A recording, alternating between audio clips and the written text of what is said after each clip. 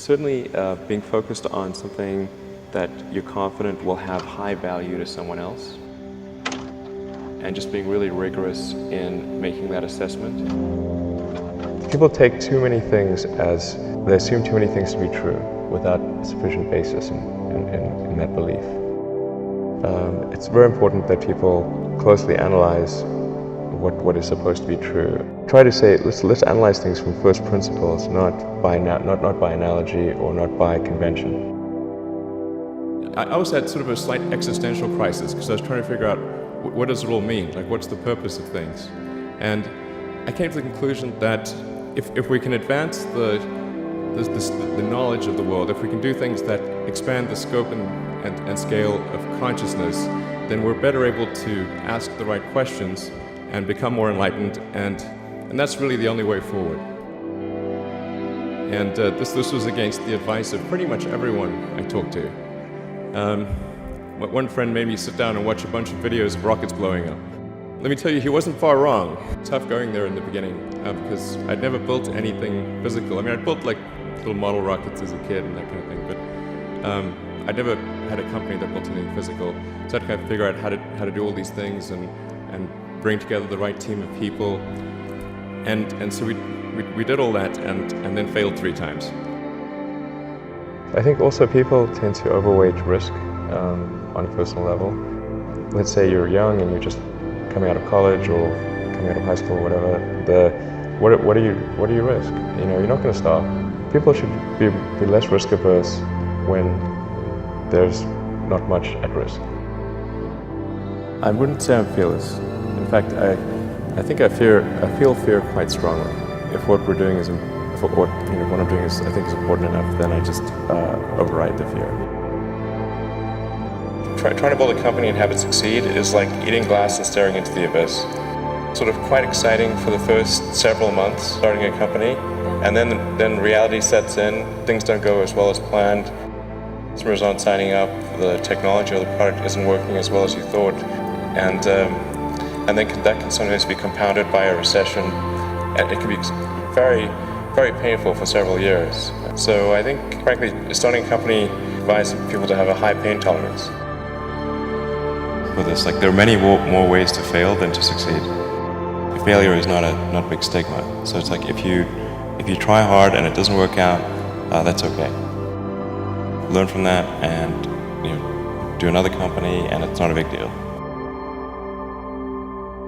I think the thing that drives me is that I want to be able to think about the future and feel good about that, to be inspired by what is likely to happen, and to look forward to the next day. The difference between really believing in your ideals and sticking to them versus pursuing some unrealistic dream that doesn't actually have merit. And that is a really difficult thing to tell you. Can you tell the difference between those two things? Very rigorous in your self-analysis.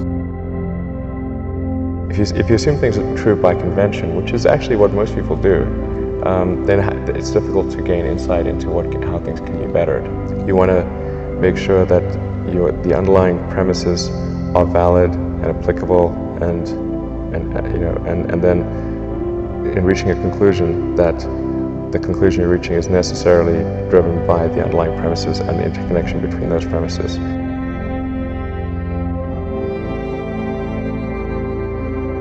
When I was young, I didn't really know what I was going to do when I got older.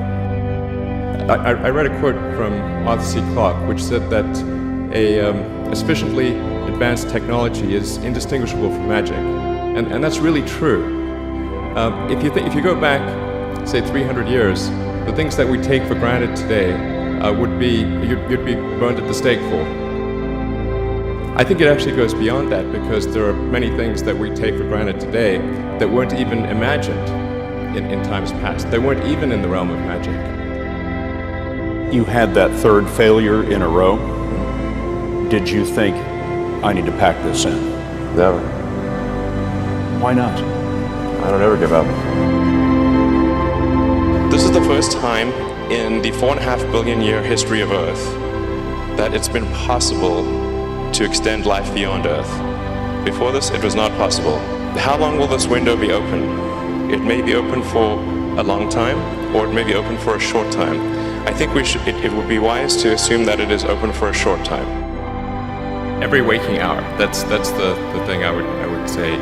Okay, if somebody else is working 50 hours and you're working 100, you'll get twice as much done in the course of a year.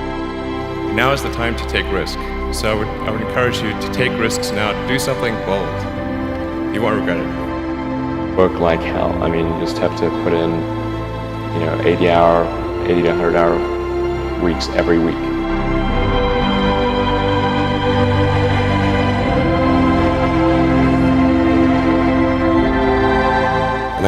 Like one of the most difficult choices I ever faced in life was in 2008. Maybe $30 million left, or $30 or $40 million left in 2008. I had two choices. I could put it all into one company, and then the other company would definitely die, or split it between the two companies. But if I split it between the two companies, then both might die. And when you put your blood, sweat, and tears into creating something, or building something, it's like a child. Am I going to let one starve to death? I couldn't bring myself to do it, so I split the money between the two. Fortunately, thank goodness, they both came through. When something is important enough, you do it even if the odds are not in your favor. We're doing these things that